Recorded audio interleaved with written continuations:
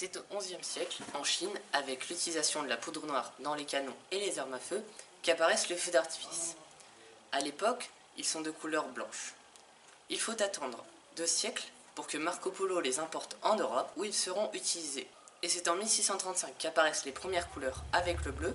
Il faut attendre encore 2 siècles et l'avancée de la chimie moderne pour que les couleurs se diversifient et s'intensifient. Je vais vous expliquer ce qui se passe lors d'une explosion d'un feu d'artifice.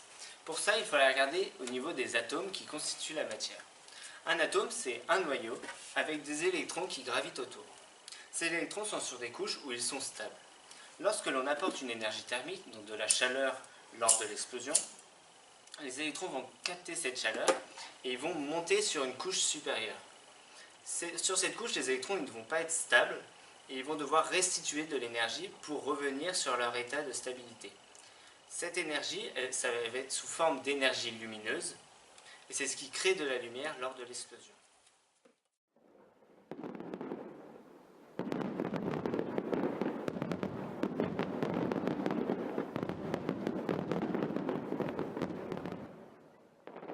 On vous a expliqué comment produire de la lumière, maintenant on va vous expliquer comment produire de la couleur.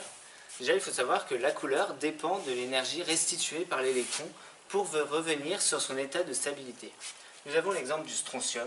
Le strontium a une faible distance entre ses couches, donc l'électron va avoir besoin de délivrer peu d'énergie pour venir à son état initial. Et donc cette faible énergie va résulter d'une couleur plutôt rouge. Alors que le cuivre a une distance beaucoup plus élevée entre les couches, l'électron va devoir restituer beaucoup plus d'énergie et ce qui va en résulter une couleur plutôt bleue.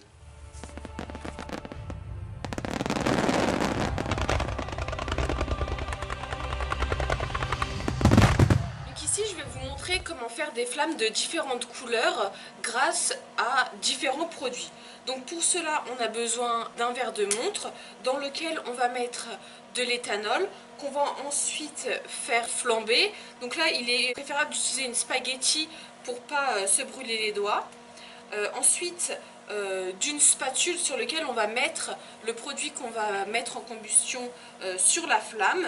Puis ensuite, on a besoin d'un bocal pour pouvoir éteindre la flamme. Il est important de préciser qu'on a besoin d'une blouse en coton, de lunettes et d'avoir les cheveux attachés pour se protéger.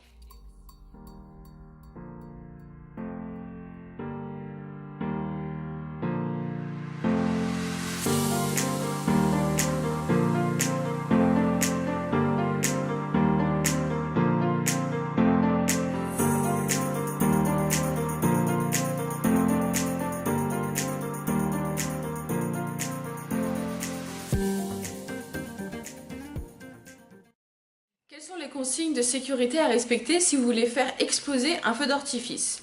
Il faut premièrement trouver une zone sécurisée.